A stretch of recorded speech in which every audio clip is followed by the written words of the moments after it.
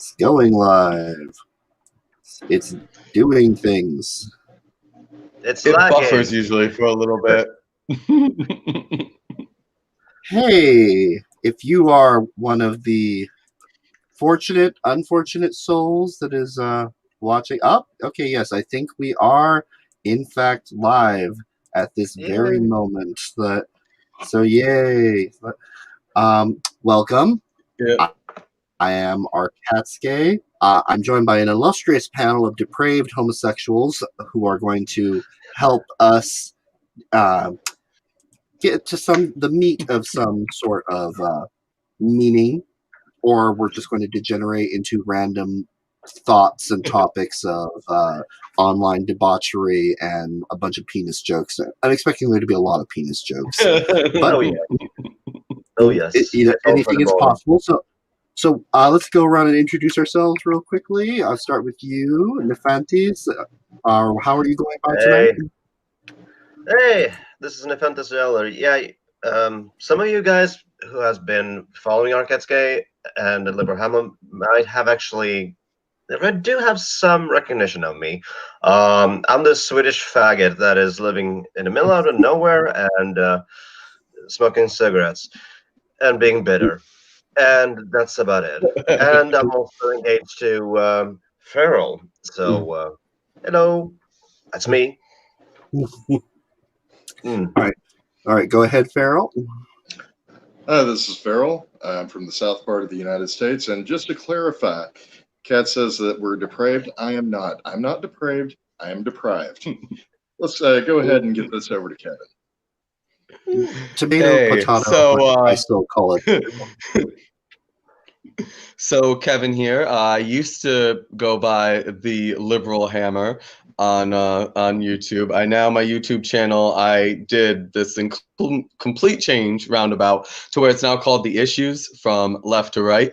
So a lot of my viewers were kind of put off by that, shocked that it changed. I now have co-hosts, and we discuss issues from both a left perspective and a right-leaning perspective. So if you want to check that out, and I go by my actual name now, which you now understand why I went by the Liberal Hammer. Then my last name is actually Hammer. So, and overall, I'm doing well. Yeah. So it was right out there. Plus, huh? Is this the part where I'm actually making fun of your name? Maybe. Well, it's funny because I took my husband's name. How traditional of you. Yeah, I took my husband's name, so I did not grow up with any of the jokes or anything. Oh no, I just figured with the changes would be convenient now. It is actually kind of semi-common name here. So if your husband has some Swedish ancestry, well, hello. Yeah. You know what you really should do, Kevin, now that your last name is Hammer, is open up a nail salon. I'm sorry. I'd see myself out, but it is technically my stream. So, yeah. Aren't you happy that after a year of not streaming with me, that you guys can come back to my horrible puns? Oh God! I've kept Victor satiated on this. Well, anyway, I don't know if anyone's watching. I'm not sure it matters. I'm just happy to be surrounded by a bunch of friendly faces and people that I have known for a long time. So let's get down to brass tacks. Why are we here? We're here to discuss the gays, specifically the young gays, the ones that are being raised or at least experiencing life largely through social media, Twitter, Facebook, Instagram, and God forbid Grindr, but that's a whole nother subject that we'll get to later, I'm sure. But yeah, Nephantes, you brought this up to me, and as far as like a subject that was worthy of discussion, because the young gays, they've got a lot they're going through right now. Why don't you start out with kind of the crux of what you wanted to talk to us about? Okay, so here's actually just some, and you will have to apologize for my English. English is my first language, so Anyways, I'm just throwing it out there. So sometimes we actually lose words and we'll kind of like something good, against go. language. But anyways, but the thing is that one of the things that I've noticed, and we will get to that part when we go through the past and everything, what we have done, is that young gay guys nowadays are, well, not living. They're not. They're actually living through their less savory sides of themselves, and I'm seeing this as just a trend of almost kind of like a version of gay incels, but the harmless variety, Gay mostly. cells. Yeah, gay cells, and usually are they're depriving themselves of life's joy, because we all know that this lockdown won't be lasting forever. Yeah. Unless Kamala Harris has her will. Well. And then we go into the political stuff. Anyways, but still. But this was happening before the lockdown. Yeah, and one of the things I've noticed is the total and utter explosion of certain kink trends, which is, as far as I can tell, is kind of destructive because it actually puts everything that is actually worth and to do and fun and everything else. It can go two ways. Either they do not experience anything, or they experience perhaps a little bit too much, maybe.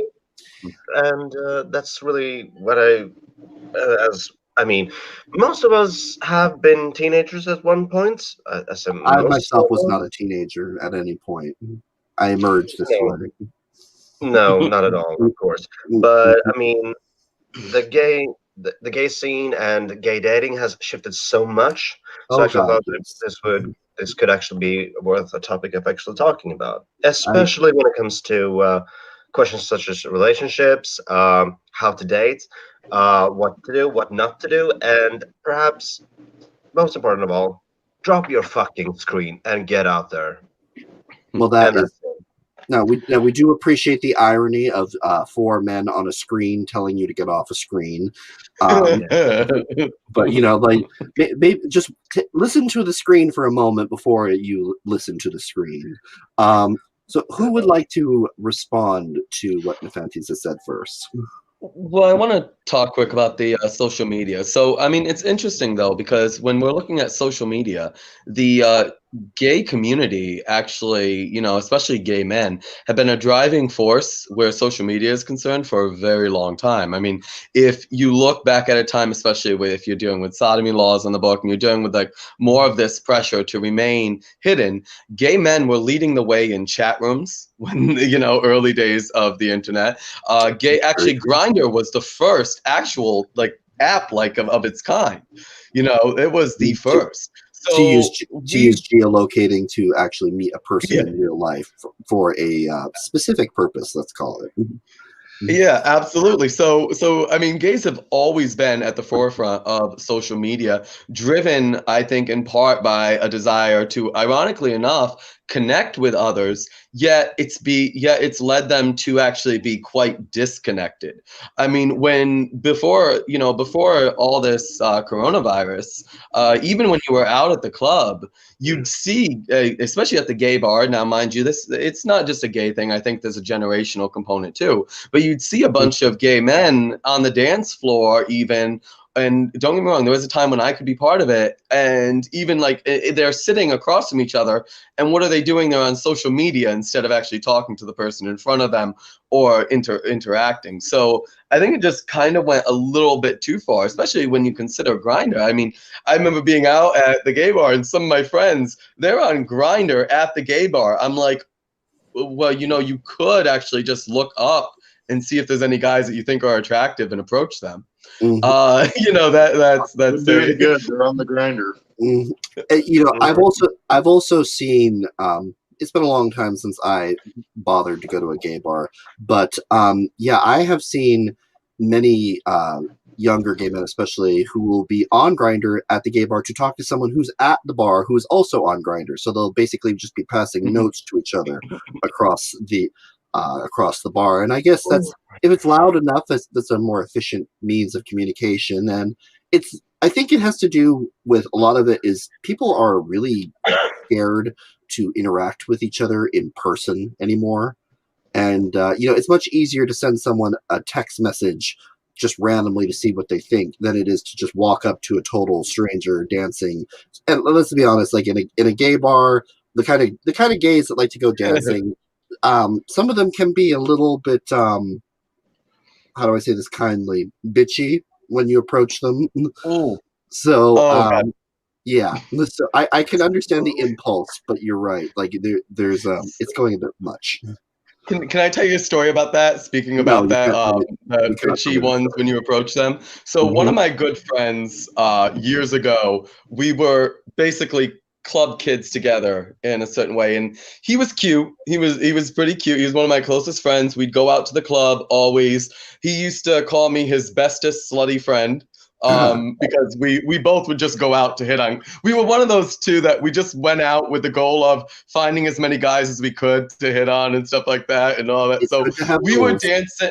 Yeah, we were on the dance floor, and this young guy approached him, and this young guy wasn't even approaching as a creeper. This is what I will admit. I even told my friend was a bit too much. It wasn't like the guy approached him as a creeper. He was actually seemed very sweet and shy. And I think it actually took a lot for him to approach my friend and say hi to him. So anyway, he approached my friend, and my friend just turned around, because we were dancing, and he looks at him and goes, no. And just Yeah. and I was like, yeah, I get that you're bitchy, but that's straight up, come on, that's beyond that level. So yeah. Let's be honest. Like all it takes for a young gay is one of those experiences to learn that it's not necessarily safe to approach the object of your affection in person. Assuming you can even find a gay bar that is still operating these days, because most of them are just glorified well, no bars are functional right now, but even before the pandemic, gay bars were already on their way out, largely because of Grindr. But I do wonder whether, like, the fact that it is a lot easier and less crushing to be rejected online than it is to be rejected in person, especially considering the sheer joy that some gay men take in rejecting people, whether that's because of their own lack of self-esteem or just because their parents never loved them. Who knows? But some gays are just like this, and I definitely understand the impulse. Well, I mean, I understand that too. Oh, sorry. Go on, Victor. Well, if we take it into a little bit more, I mean, we actually do have a member here that is actually a little bit even pre-internet days. Sorry for outing you, honey. Are we age shaming? So, I mean, how did you guys in your generation? I mean, you're Gen X. I mean, how did you meet up? I mean, this was even before social media. I know this. Foot tapping, right? There was a lot of foot tapping under the stalls. No, I'm just. It definitely happened. Were pigeons involved? No, typically for me, instead there were ways that we did get to know each other. Certainly had bars. I mean, I remember going to them when I was like 18 years old. I looked older than was. But on top of that, we had friend networks, and then we had identifying stuff like, oh my God, those fucking rainbow rings. For younger people in the audience that may not know what I'm talking about, of course, the rainbow is this big gay symbol because reasons, because if it's hideous and gaudy, we definitely fucking love it for some reason. But it consisted of 6 colored rings on either a necklace or sometimes it's beads on a bracelet. And that was how many of us identified one another. And there was the earring thing. Back then was risky. There was the earring thing too, wasn't there? Where I never even learned this myself. On one side it meant something, on the other it did. Now it means nothing. I mean, well, it depends what circles you were in. So it would always if it was one earring. So it was one earring, and if it was on one side, it meant you were a bottom. If it was on the other side, it meant that you were a top. There was also the hanky code.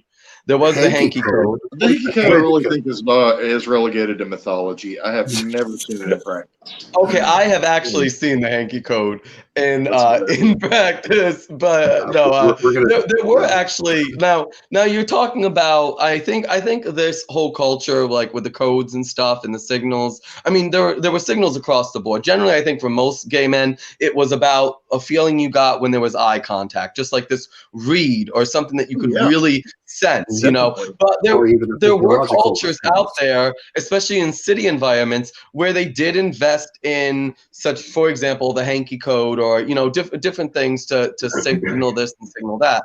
But I think for the most part, gay men just before then had to go by the gut feeling of, yeah, this guy is like me. I'm pretty sure he is, There and was that, pray and and there hope was to God also that you were the right. friend.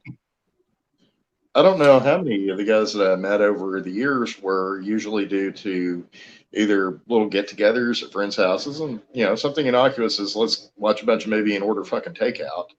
But that's how we typically got to know one another. Is we would meet in different environments, not necessarily for a meeting with an A, you know, Mm-hmm. and that is how we got to know each other.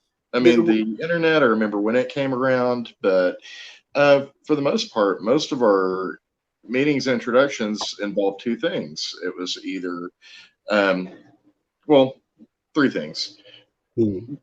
Not two. Okay, basically, gut feeling with a little bit of risk to it, or a little bit less risky, and that would be, being introduced by someone who had already taken that risk and found out. Using a lesbian as an intermediary or some other kind of. Oh, yeah. Back when the gays and the lesbians were allies before we became complete strangers to Oh, each God, other. I loved the lesbians before they became blue hairs because, I mean, they Before Tumblr. actually were into guy stuff, which was a lot of fun for me, like motorcycles and crushing you with cans of dick and stuff. And I'm already noticing a theme showing up here, which is that gay men. This isn't a bunch of old gays getting together because we're not really that old. Younger people, like, believe it or not, we just grew up before there was a lot of technology that was cheaply available. Before all of this cheaply available 5G wizardry, you had to work to find people that were like you. Yeah. There was an actual gay community, because this isn't to say that it was a good thing always. In fact, many times, as we've alluded to, there are plenty of toxic people in the gay community, people that make people want to hurt themselves or hurt others because of their own issues. So it's a mixed bag, definitely, but there's a big difference between going out and finding people, putting effort in, having skin in the game. I feel like the reason that we got together is because a lot of us have younger friends that we've met online who are gay, and we're not going to name names. We're not here to shame anyone. If one of our friends is watching this and you feel like we're talking about you, we're probably not. And if we are, we're doing Probably it with am.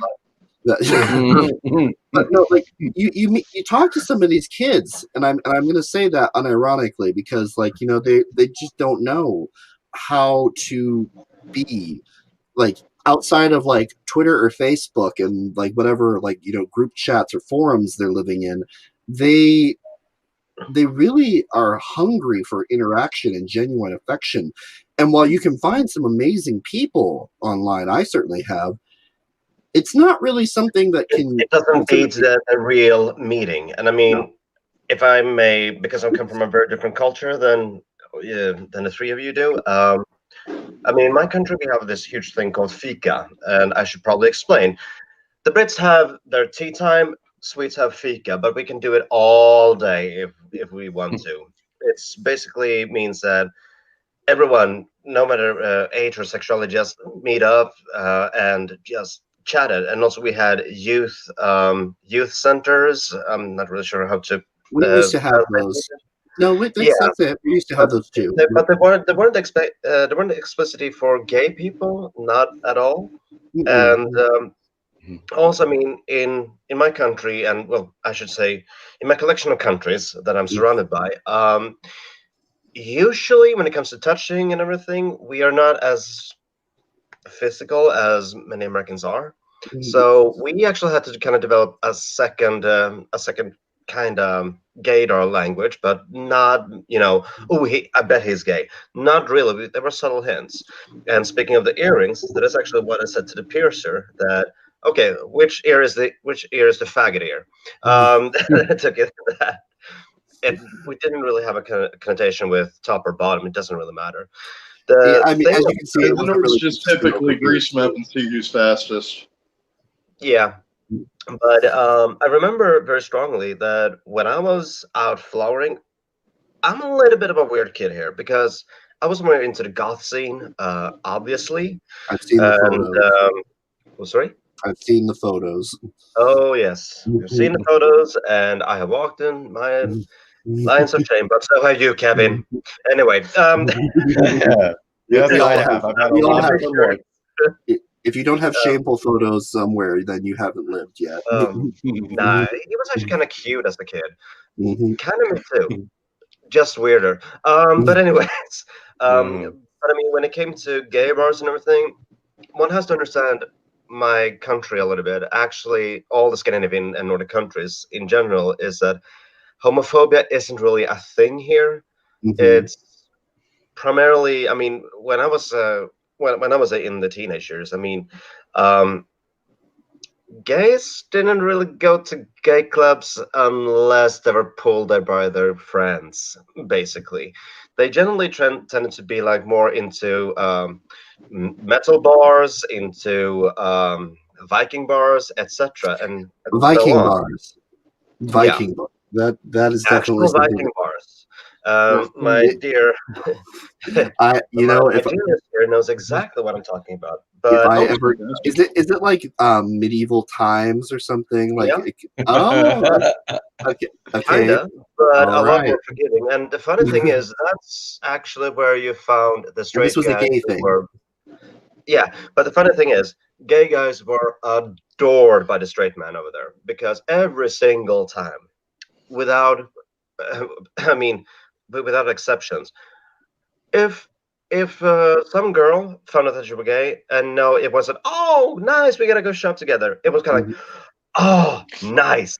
Hold on, let me get my husband. And she brought her husband, Now that and is usually this interesting. kind of big, muscly kind of guy. And Mhm. so my wife's just saying that you're gay. And I'm like, yeah, that's so cool. Oh, by the way, how do you like my beard? Can you touch it? Can you feel? Do you have any recommendations? And oh, how do you like my muscles? Yes, you were actually allowed to touch on straight men. It was kind of like, oh my goodness, what am Let I it be doing? known here and forever that I absolutely adore Victor's straight voice, and that he has to speak in that voice from now on. Like, 'cause Yeah, well, I mean, it was if you were living in here in Sweden and Norway, Denmark, and Finland, you would know exactly the type of a guy I was talking about. But the thing is that we didn't really have this kind of go to gay bar thing at all, and okay, but not really. you still very much had a gay culture, the sort of Yeah. mechanisms that young emergent gays, the gay larva, if you will, would find ways Oh goodness. to find the Let's swarm. say I have a great example, and this might be a little bit salty for American audiences, but Oh, we are well, infamous careful, for we having do a have high dark blood and pressure. twisted sense of humor. There was this club called Mums Mums, literally Yum Yum in yeah, I'm not so to speak. and well, they had this hijabi fashion week, right? Good job. It Oh, starts there. It starts there. Then there was woohoo. this guy who was half Nigerian, half Swedish, Finnish guy living in the islands between Stockholm and Helsinki, um, and looked like Grace Jones on crack, and fabulous. And Okay. he actually, so he did went up to the stage, had his all blonde wig, and he was, He was dark. fabulous. Yeah, he was dark. Let's just say that Mhm. He he was was very black and dark. tan. Yeah, let's just say you couldn't see that he actually had some a little milk in his coffee, so to say. Um, Interesting. yeah, but anyways, so he walked up there on the stage having this ripped up t-shirt and everything we could only see, and he had his back up towards the audience, had some big sunglasses, and then Mhm. turned around. He had like these 10-inch heels and everything. Mm. Just moved around, and what did it say? It's Britney, bitch. And then it just go on the catwalk and being having a ketchup bottle, just Oh moaning boy. and everything, just tossing everything everywhere. So I want to So ask that is has this this sounds fabulous, by the way, but has this culture been lost in Sweden the same way that in America we've kind of lost a lot of our gay culture? Yeah, to some degree, but not as much because we're not really affected by this whole kind of. I mean, sure, we have political correctness, sure we do, but I mean, it's we just take sick twists to it and make everything. I mean, this is actually how we come up with certain terms like hönstup, for instance, which is kind of like, okay, that one girl that tries to convince you that they are a trans man, but they haven't actually done anything. So we just use the term hönstup, literally hen rooster, because Ellen Page. yeah, because in certain situations, a hen will actually turn into a rooster if there is no roosters around. So that's kind of like the what? That's, Yeah, that's I'm sure there will be dark some. shit. that is a Yeah, interesting and horrifying sure image. biologists at Berkeley will be able to tell you about it. But anyway, I'm just picturing a chicken all of a sudden like flapping its wings and its feathers grow out and it's just and but the thing is that our gay culture was a little bit different than yours because I mean it's so small first and foremost, so everyone knew each other. I mean, in Sweden alone, a country that is about the same size as California, just slightly bigger than California, but much less 11 million populated. people in total. And if you take Norway, which is kind of like the same size as I think Utah, I believe, has about Oregon, 4 million. Yeah. So not a very densely populated area. So you definitely have. Oh, go ahead, Kevin. Yeah, no, I just want to speak to that because, Victor, you're talking. One thing you said that really spoke to me is you talked about how there really wasn't this sense of homophobia, or at least this feeling of homophobia being directed at the gay community, correct? So that's what's interesting to me is that you said so there really wasn't so much of a focus on gay bars. Now, if we look at the context in America, to me, what I found interesting about the transformation of the community, whether it be gay bars or gayborhoods, as we would call them, is that I've noticed that, ironically enough, as we have become accepted more in the culture, you have a generation of gay men who don't feel restricted to gay bars or to the gayborhoods. And so they're starting to, you can get out there. They're starting to disperse, and this is impacting gay community. So it's interesting that actually the acceptance of the culture has had a negative impact on a lot of these gay spaces, right?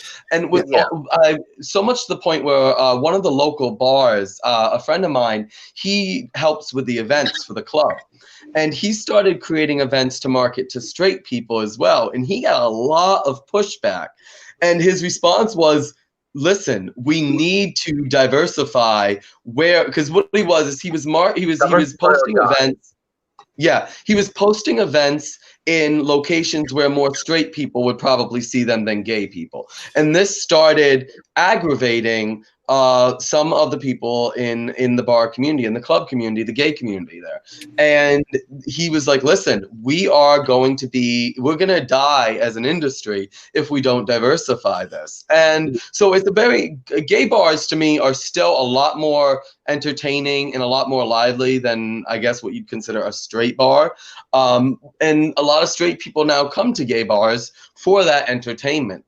So, and people feel different ways about that. So I think to a degree, what you were talking about, Katz, is that, you're talking about the dying down of this culture, whether it be the bar scene or the gayborhood. That is the result of a more accepting culture and us embracing that and not feeling as restricted as we may have at one time as gay men. Now, I think another thing that's impacting it is that listen, as a subculture of a larger culture as a whole, things are often magnified that occur within us, right? Within those subcultures, because it's such a smaller population. So when something that's impacting a culture at a greater extent, it kind of gets magnified when you look at that. And I think part of the thing that is impacting the youth in general, not just the gay youth, but I think across the board is this impatience when it comes to relationships.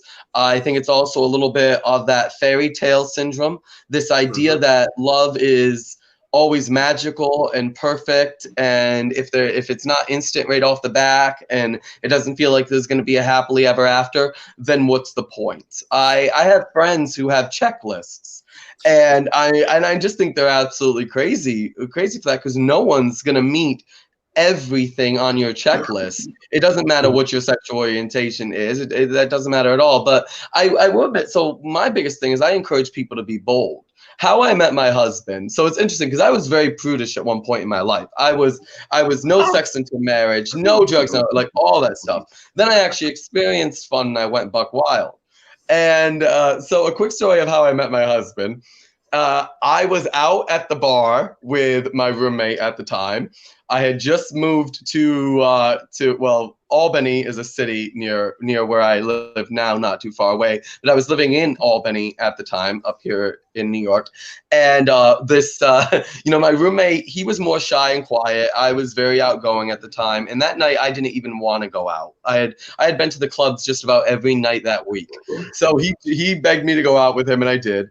And I was out at the bar, and I saw this cute guy, this guy with puppy eyes, pound puppy eyes, just standing near the pool table, drinking a beer.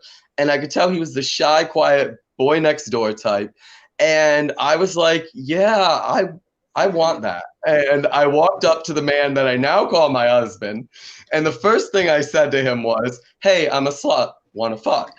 And I wouldn't recommend that necessarily as the approach for everyone, but if it works. I was very direct. And it's funny though, but I'm not recommending that everyone do that. But what I am saying is you got to be more bold out there. I hear a lot of young people, and I understand it's not easy. But are you telling me that there's no other point in your life that you've had to experience rejection or a no? And to be honest with you, that could even go further into the fact that we are raising a generation that isn't properly equipped to handle rejection. I mean, whether it's because we get participation awards, trophies, all that shit. We are raising a youth, the generation younger than me, not just gay, but straight as well, all of them. They have experienced a life of being told that they're winners no matter what, and that if they really try, they'll always win and they'll succeed.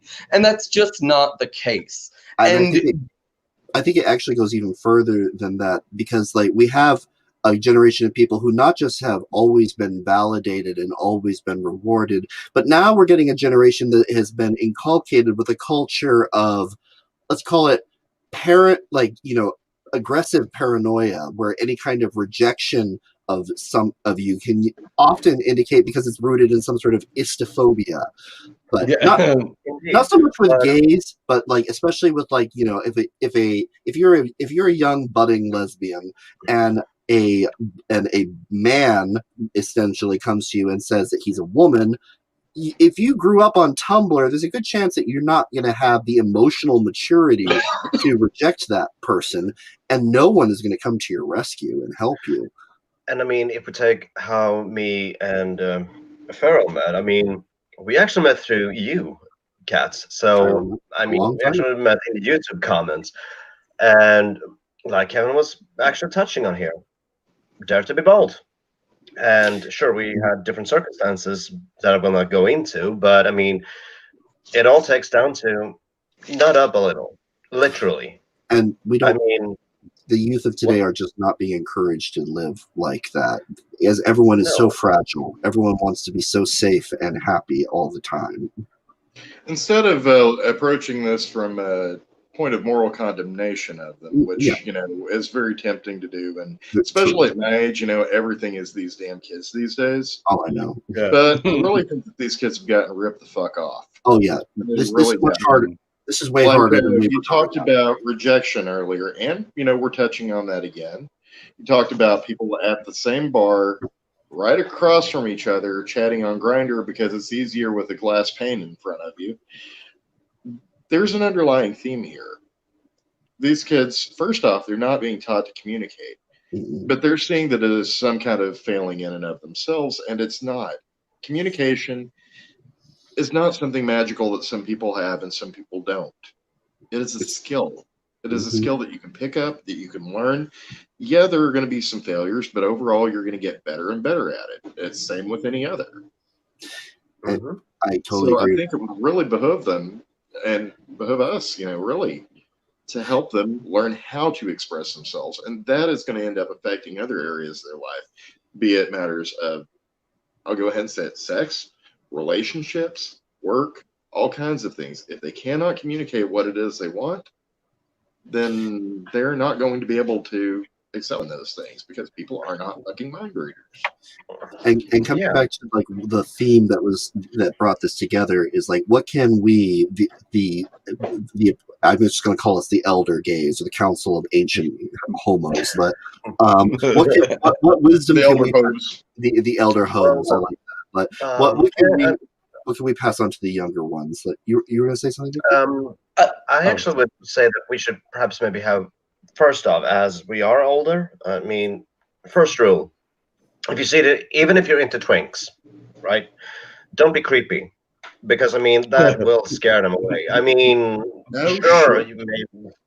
I mean, it's kind of creepy when. Okay, let's take. I'm just gonna pop on Peter. Peter is just came out of the closet, and now if he's in the U.S., well, he has just turned 21. He wants to go to a bar, and he chooses this gay bar because, well, he knows that he's gay. And then all of a sudden comes what? Does he even do that, or does he just go directly onto Grindr though? Yeah, and so I'm just taking an imaginary approach here, or he goes on Grindr. The first thing that will happen automatically is that, well, one of us, no offense, one of us older, will go up and try to actually get them in bed at the moment they get in. And I get it. Trust me, I do. But the thing is that sometimes we, as an older generations, need to actually take a little bit of responsibility and try to ease it up a little bit. So perhaps not giving up the creep vibes because that will scare them away. Yeah. And or you will teach them that, okay, this is only for the flesh. It's not really for having fun, explore, getting new contacts or everything. Although there is one problem I noticed though with along the lines of what you're talking about, which is that a lot of the younger generation, as much as they're into hyper kinks online, publicly, a lot of them are actually incredibly prudish compared to previous generations and very easily creeped out. The definition of creepy is like the definition of racist at this point. It's broad and nebulous. It can apply to basically, it's like, I don't really like the way his shoes are. That's creepy. I mean, I've seen but I mean, think also our so I was gonna say, I think our generation though of gay men is a little bit different from the generation even prior to us in certain ways. Because, I mean, mind you, so here's the thing: the one benefit is that all right, there used to be this idea because people would be like, wow, these gay men who are in their 40s and all this stuff, they're acting like teenagers and being, kind of sexually awkward and creepy, just like a teenager can be. But if you think about that, for a generation of gay men who stayed closeted until their 30s and 40s, when you first come, it's kind of like being reborn. It's experiencing an adolescence again to an extent. Yeah. You're experiencing something. You were experiencing, especially if you didn't really get to be physical prior to coming out. Once you do, you're going through like this youth again. So like I have one of my friends, he didn't come out until a little bit later in life. He has a son who's in his 20s. He was married to a woman. He was, firefighter. He was a parole officer, I believe. He was just like, he was closeted for a long period of time. He's a friend who's in his 50s, and we call him the eternal frat boy because now that he's out and he's openly gay, he goes after the youngest men. And I remember one time we had this joke. He said something to me. I forgot what the dig was, but we were on a hike and he said something to me as a dig. And I was like, oh, look, it's June. Shouldn't you be outside the high schools to catch the graduate boys when they come out? Like, Okay. I mean, like Yeah. it was. The thing is, like, he is the eternal frat boy, even in his 50s, and the man's buff. Like, he is fit and attractive for his age, so he's got that going for him. But he to me is he represents an era for gay men that I don't think we have quite as much of in like my generation, because I'm 35. So in my generation, we're a little bit more split. We're a little bit more split to where people came out younger and we got to experience that a little bit. I think what it is, not so much that we then come off creepy to the next generation. We don't come off as, oh God, there's this point where, well, yeah, but it's also to the point where, right, for someone coming out, even in an accepting culture, there is this nervousness about this learning this part of who you are, and what does it mean? What does it mean to be a gay man? You have Hollywood telling you, you have social media telling you, but you've got to discover that for yourself. And I think that our generation, once we've been open for a while, we can become insensitive to that. We are. Well, just be yourself. We don't really tend to have any sympathy towards that journey once we've been out for a while, because we disconnect from that initial feeling of being nervous about it. So we lose touch with that. So what should we tell the young twink, the hypothetical twink that is being hit upon by older gay men who are, obviously interested, and he may or may not have feelings about this? Well, first and foremost, no is always no. And I know this sounds so basic, but I mean, it's really what it boils down to, that just because it happens doesn't mean that you should accept it. You are allowed to have your taste. And despite what social media does tell you, that sexual preference is this and that, sometimes it's actually for the better to have that. I mean, if you're not attracted to a guy, if you're not attracted to a guy for reasons, I mean, but don't be rude either, though. Because it's okay. It's totally fucking okay. And I mean, as I've talked with a lot of what you would call Gen Xers in the U.S. and everything and so on, and especially as kids who were born in the 80s, we're kind of in the same kind of dilemma over here. Because here the shifts happen all in the 90s, especially the later part of the 90s. Everything shifted. So, but what I would say first and foremost is, well, if you are creeped out by this guy, there's a good reason why you're creeped out by this guy. Just say no. And well, if you don't like being groped, or put yourself sending their dick pics as a first initiative. Yeah, you don't want that person in your life anyway. I agree. I will put this out, though, just as a counterpoint, though. As far as like preparing young gay men, young gay people for this, like, on the one hand, yes, unsolicited dick pics, like, it's the scourge of the internet, for better or for worse. It's going to happen. Do not be shocked, though, when you put yourself in a situation that is likely to include dick pics. Do not be shocked and horrified like a precious little flower when you go to, say, a gay bar, and all of a sudden there are a bunch of drunken gay men who may or may not fondle you. Like, we're not women. This is not like some sort of like rape prevention seminar where like every bad thing that ever happened to you is the man's fault. So here's my advice to the younger generation. Be confident what you want, but don't be stupid. And if you put yourself in a situation, that be honest with yourself about what part you played in it. And I mean, you would take like, I mean, my sweetheart here, he actually told me some stories about how it was in the U.S. in the 90s and everything. And I mean, it's quite different from what I experienced. But yeah, if you are young and you're somewhat attractive, or just kind of like at least fugly, you will get hit on, and it doesn't matter what you do. And it you just take it or leave it, but do not stick behind the screen just because, oh no, something happened for me for the first time. Yeah, So- we all get the deflowering phase, like when you lost your virginity with the high school jock over there. We all know it. Come on. So a friend of mine in the chat pointed out a concern which we probably should touch on. Lord of Cancer pointed out that on Grindr there are so many druggies. No, it's a lot of people that like ice cream, and they're friends with this lady named Tina.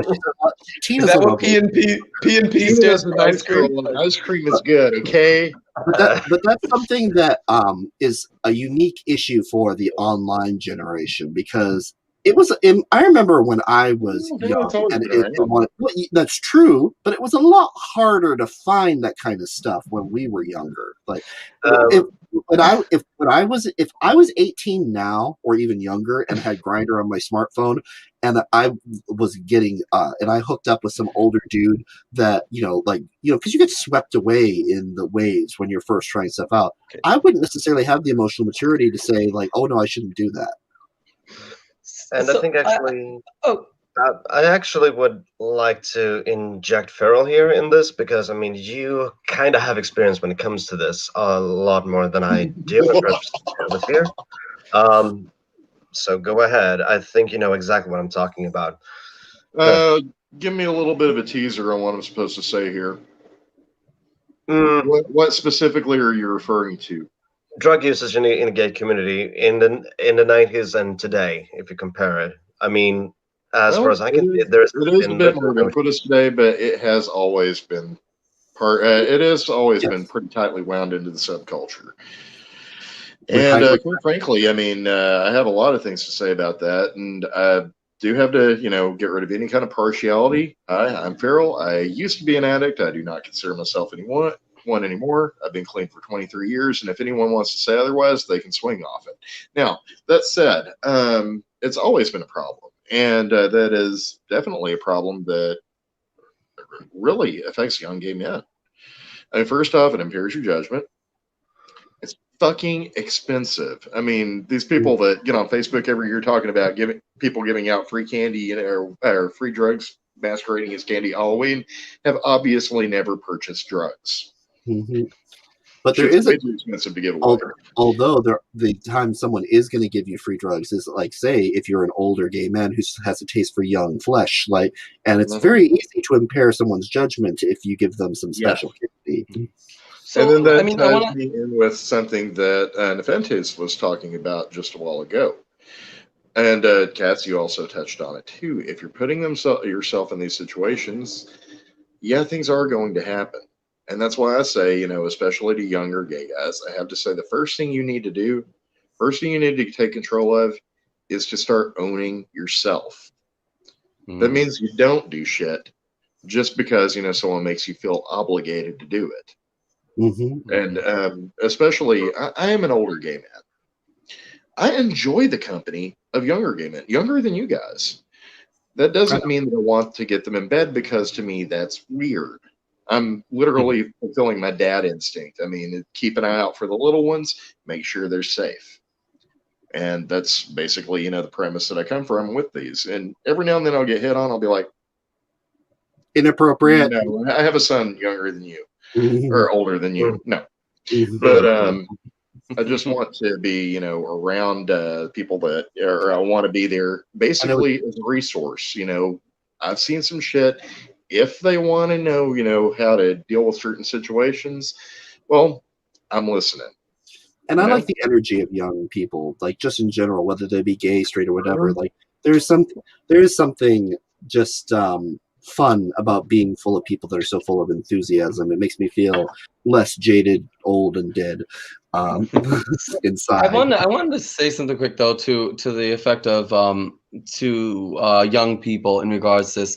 I would say the biggest thing, one of my biggest pieces of advice, is to know your environment. Now, I want to speak about the different environments. And first of all, Grindr. So I don't really have a great deal of sympathy for people complaining about Grindr because you can block people. So I don't really have that much of a sympathy for, feeling that you've been victimized in that environment or treated a certain way, because there is the block button. At a bar, there isn't a block option. If someone's being a creeper towards you, they might even get pushier with it. I had an experience. That's a perfect example of situations that people should find themselves in, where they have to set and stick to their fucking boundaries. Exactly. Well, I was at a bar once with friends, and this much older guy came up to me that I wasn't interested in, because it wasn't just his age, it was the fact that he was definitely a creeper. And it was interesting because be aware of the mind games. And this is where I am with you with that, Farrell, is know yourself, and it has to start with you. Is that this guy started hitting on me, and, he asked to dance with me and wanted to buy me a drink, and I said no. I said no the first time. I said no the second time, and I said it very politely. And then by the third time, I said, no, go the fuck away. I just got very blunt. And he started on this, well, you don't have to be an asshole and all this stuff. He tried to play like this game with me, this guilt trip. He tried to get me on this guilt trip, and I was like, no. I said no to you. About your boundaries being an asshole. Yeah, yeah, exactly. I said, I'm the asshole. I said, wait, I'm the asshole, but you're the one who can't take no for an answer. How am I then the bad guy here? Like, that's exactly what I said to him. So know yourself, have confidence in yourself, but also know your environment. Another story I have, when I first went to bars in New York City. So I'm going to give you a mental image of what I looked like then, all right? I had this skater boy like haircut where the bangs went down, kind of in front of my eyes. I had fuchsia hair, fuchsia dye in my hair. I can feel the influence. I had skinny glitter jeans. I had a zip-up type hoodie. I can feel them. I was I don't want to talk to you epitome anymore. of a twink. So I was the epitome of a twink. And this is my first time going down to New York City, right? And I had a few interesting experiences. I'm sure. Obviously, as soon as I went in the gay bar. One was, I was sitting there watching a comedy show at a place called The Duplex in New York City. I think it's closed down since then. But I'm sitting up there, and this older guy walks by, and suddenly I feel a hand go up my leg, grab my junk, and then it's gone. And I look back, and he's turning around the corner. Wait, I thought you were wearing skinny jeans. I was what? I thought you were wearing skinny jeans. How did he manage to get his hand in the narrow space so quickly? His hands just went right up my leg and grabbed. And then he went right by. I was like, "Holy shit!" But that same night after that fun experience, I went over to a place called The Monster. And this is more of a piano ball setup. But this is where I say, know your environment and keep your eye out for, if you're going out alone. I always, first of all, recommend going out with friends, especially if you're not familiar with the club scene. That's one of my, pieces of advice. But if you can't, if you're really about venturing out on your own, because maybe you don't feel like you have the friends that would be interested, know your environment and look for people that you can actually rely on during times that might not be the best. For example, when I went to the Monster, I noticed that there was this guy who was always near me. I would look, and I'm not lying, I am not exaggerating. He was actually wearing a trench coat, this older guy with greasy hair, just standing there with his hands in his pockets, and I would see him every time I went to a different part of the club. Yeah, about that. You never even said hi to me. Yeah. That's less older gay and more like okay, what is the aesthetic you're going for here? Serial killer. I'd be upstairs and I'd look and he'd be standing a few feet away from me. I went downstairs to the dance floor area and he was down there in a couple of minutes. And then he started getting closer and closer each time. And so I decided to get closer to the bar and talk to the bartender. The bartender picked up on this guy that he was a creeper, and the bartender eventually approached him and told him to get the hell out, to get away. So I knew my environment, and I actually did. I looked for people that I at least got a feeling weren't like this guy. And I stayed near them, and eventually, you know, the guy was told to get the hell out. So that's a know your environment. And I do want to also tell a tale of caution. Trust your gut. One night I went out to the bar alone. There were two guys there. Here's the thing. Think with this head, not with the one down there always, okay? Because I remember I was out there were these two cute guys at the bar, and I should have thought with my actual brain. But they were like, hey, you know, want to come back to our place? You're cute. That, you know, they were roommates. So we go back to their place. Funny enough, they lived in the city where I'm living now, in the small area where I'm living now. But I didn't know this area back then. And it was over an hour bus ride from where the bar was that they picked me up at. But I came back with them to their place.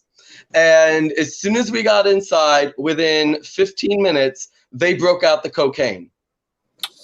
Ooh, and started going hardcore on it. And I did not do it. I was like, no, but I didn't know the area. It was late at night.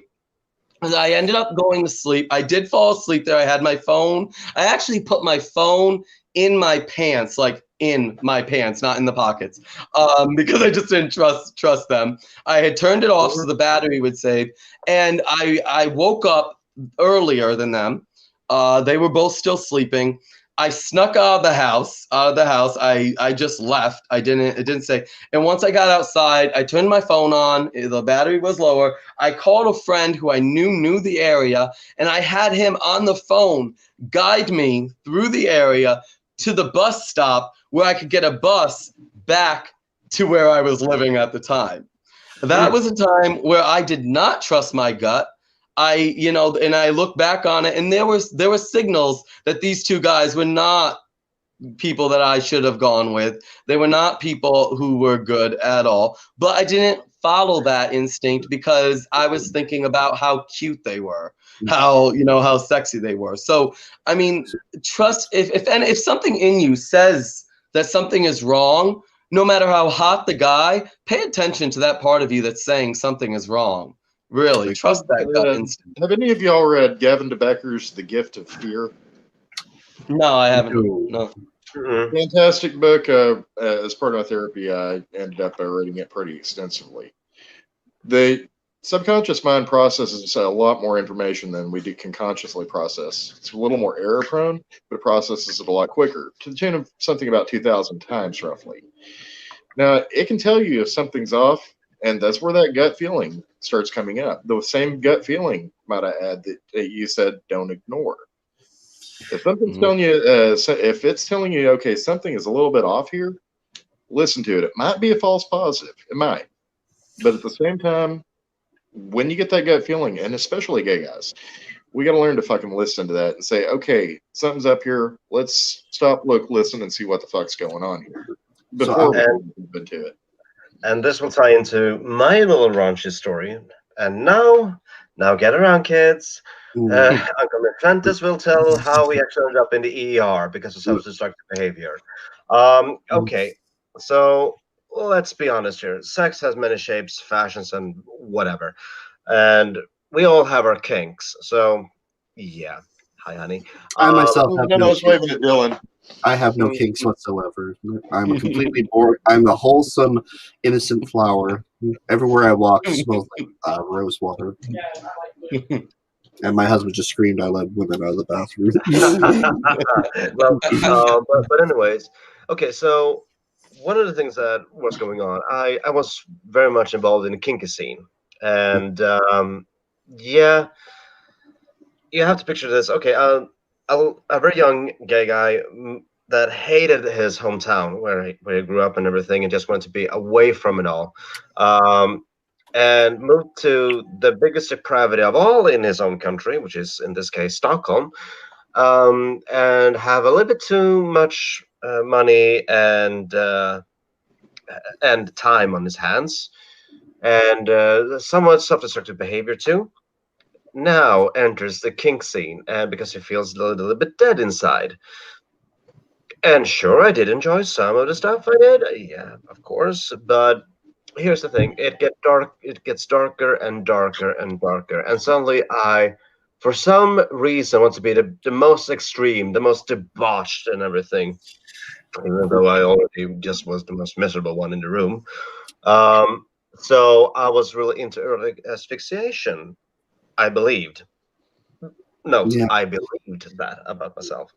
And So what happens is I am there. I have a leash on, and yay, I'm gonna experiment. Yeah, I could have died, and I ended up in the ER because of it.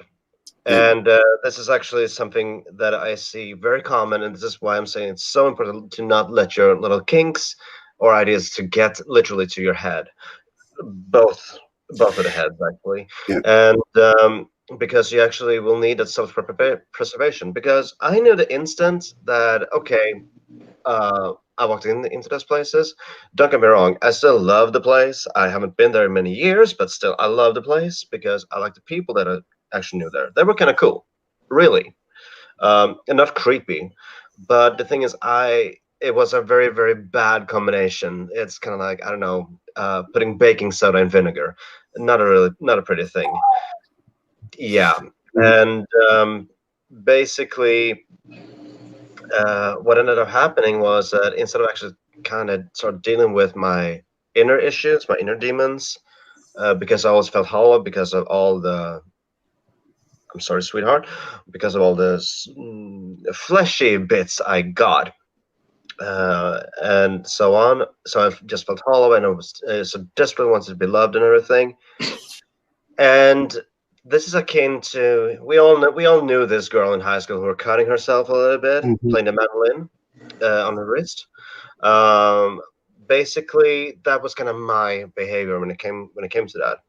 So it ended up actually taking me into darker and darker places because I thought it was hot and everything else, and sure, aesthetically, um, but Things that are attractive when in reality porn. comes, yeah, when reality comes to show, it's not going to end up pretty for you. And this is why it's so important that you don't let your kinks, whether you be into the letter scene, furries, other way role plays, etc. It's so important for you to not get drawn into it too much because at the end of the day, you really just want intimacy and true intimacy. It's not, just that 15-minute hookup. You actually want perhaps to have a boyfriend. You perhaps want to have a husband eventually. How about And, actually stay alive so you can actually experience that instead? and Well, this I As kind was, this kind of draws us into like where I kind of want to wrap up on this note, yeah, so because otherwise yeah. we could go on and on and on about this and our We many could be the experiences. old guy sitting at Waffle House, you know. Yeah, back yeah, to those. But I think, Victor, you perfectly pointed out like what what the point of this event was, which is that many young gay men are isolated for a variety of reasons. They're isolated because of now the pandemic. They're isolated because of the slow decay and death of gay culture for a variety of reasons, some good, some bad. But the loss of community, the loss of intimacy, has driven a lot of young gay men into very destructive behaviors, and online subcultures only fuel this even further. Like, there's nothing wrong with liking furry art, but furries themselves are, it's one thing when they get together and they exchange images online, but when they start getting together, it can go in bad places. And I'm not picking on furries specifically, but we have a problem now where people in general, not just gay men, but people in general are really starting to try to identify themselves very much by the subcultures that they form around their activities, their kinks, their sexual practices. And Mhm. it is a real problem because it causes genuine de-individualization. And Mm. if there's been a common theme running through all of our stories, it's that what you need more than anything, it isn't a cheap fling, it isn't a satisfying orgasm with a hot guy, although those are fun too. Why do It's you think that I married that?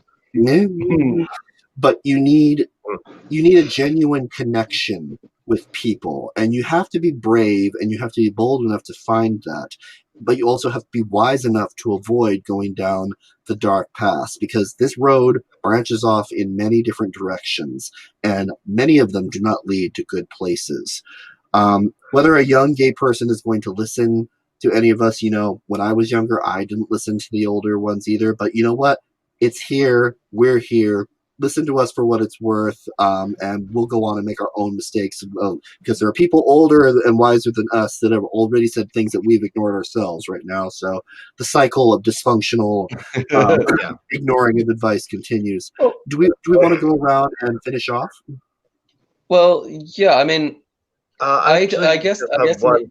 oh, okay. Who wants to go first? Oh, well, basically, and also please learn this. If you have your first boyfriend, your first breakup, it will hurt, but you will survive. Mm-hmm. Yes, Absolutely. do not let that fool you in any way, because we've all been there. Wise words. And it's I part of life. I guess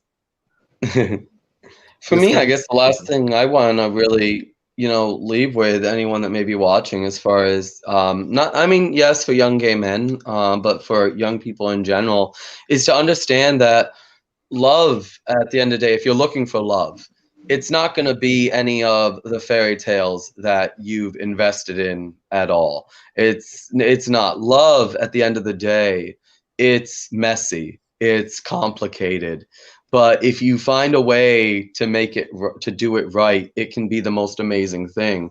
But you have to enter it knowing who you are first. If you have doubts about who you are, then you're going to have doubts about your relationship, who you are as the other part of a couple. So I'd first say, learn who you are before you decide to enter a relationship, and be honest about what you want. When I first met my husband, we were only together maybe 2 months, and I had to have a serious conversation with him. I always knew that I wanted to be a father, without question. That is something I always wanted and still want, and we're planning to have a family. But I said to him, I was like, I like you a lot. I like the direction we're going in, but I need to know whether or not you want to have kids someday. Because if you don't, while it will sting, we can't continue this. Because I know that is not going to change for me. And and some of my friends thought I was crazy to have that discussion. But I said to them, why is that crazy? Because I would not only be wasting my time, but his time, if I did not have this discussion. And also, when you're in a relationship with someone you love, the first fight does not mean the end of the world. And I see this a lot with the younger generation. The first fight, they go running. All right. My first big fight with my husband was over being ourselves around his grandmother, right? When we'd visit his family. Yes. And we got so heated that I left the apartment for 3 hours and ignored his texts and his calls. And I was absolutely pissed the hell off. But I came home and we had a discussion and realized, couples fight. That is part of it. I mean, mind you, if the fighting is the majority of relationship, then yeah, there's something wrong there. But you are going to have conflict. And to me, when I see the younger generation, they run from the first conflict. And again, I'm not saying if this person is emotionally abusing you or physically abusing you, like actually calling you names and all that stuff, get the hell out. Yes. But if you're fighting over something, like, for example, me and my husband. All couples fight. You will fight. All couples fight. So I don't know. Don't run at the first sign of things being a little bit less than perfect. And don't be a brat. And you're going to be running from relationships for the rest of your life if that's what you start doing. So I guess that's where I want to leave it for my advice. I think that's very well said. I agree, and I would add that conflict is going to be a part of life. I mean, let's just face it. And the thing is, it's okay. Conflict makes it easier to find out what's not working for both of you. And then when you find that out, you have the opportunity to do something about it if it works out for you. That's one of the bits of advice I would have for younger gay guys. Secondly, learn to own yourself, learn to communicate. And conflict management is going to come as part of that. But you said something about to the extent of know what you're asking for. Well, on top of that, there is one side that I really think that we do not focus on. I know these kids, and I use the word kid, very lightly. Hell, I know 60-year-old guys in a state of prolonged adolescence here that have this laundry list, this inachievable and quite frankly inconsistent laundry list of things they want out of a guy. Well, first off, pare it down. Otherwise you're stepping on your own dick. If you have two things that you want that conflict and you're trying to go after both, well, you're going to be dissatisfied. I'm sorry, that's how it happens. Mm-hmm. The other thing is, people ask all these things, or demand even all these things of the other guy, but they never stop to ask themselves, what am I bringing to the table? Mm-hmm. And if you can't answer that, then you don't know your own worth. I agree. And I'm fabulous. I'm sorry, it is not a fucking answer. It's a cop out. Yeah, and usually the people with the biggest egos are usually the ones with the most in the lower right corner. Mm-hmm. Mm-hmm. Well, this has been fantastic. I want to leave on a Seinfeld note, let's go on a high note. While I think we've all made some great points, some great contributions. Maybe we'll do this again at some point in the future. If you're watching this and anything resonated with you, please comment below. Otherwise, just take care of yourselves and be smart. Don't be a brat, and be kind to yourself and others. That's all I can say. There is one thing that was brought up in the chat by Leo, who happens to be a good friend of mine. Mm-hmm. He says one thing he's noticing is that we seem to be harping on the younger generation, and this is my words, not his, for being unable to communicate. Now, I want to be clear about this. We do have it now. We also have it in people as far back as my age too, and some even before. Now, granted, that's made worse by social media and by hookup apps and things like that, because it gets you out of situations where you actually have to learn to communicate. But no, it is not the exclusive domain of any one generation. We're just in a period where it's worse than ever. So we're just trying to share some clarify that way I don't, step on the wrong toes or make someone feel something that is not my works. We just hope that we just hope that people can avoid some of the mistakes that we made when we were younger. They probably won't, because that's human nature. But no, there's nothing uniquely wrong with this younger generation, and we're certainly not saying that we're better. Not at all. It's just actually I want to help. Yes.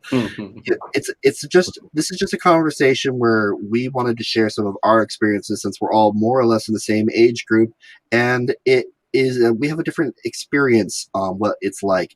And I can barely understand what, in some of the young gay group chats that I'm in, I don't even understand what these kids are talking about half the time. And I'm not that freaking old, but so I can only imagine that whether or not any of the advice we have will be useful or not. But you know what? Besides the fact that my memes maybe are a bit stale and my references are out of date, trust me, we have some things to share with you. And if you ever need anything, reach out to either us or someone else in your life. Oh, yes. All right, everyone. I think I'm going to call it on that note. But this has been Our Cat's Gay, joined by Kevin, formerly the Liberal Hammer, Feral Cat, the Fancy the Elder, all great people, all people you should follow. And we will see you again in the future. Bye-bye. Bye. Good night, everyone.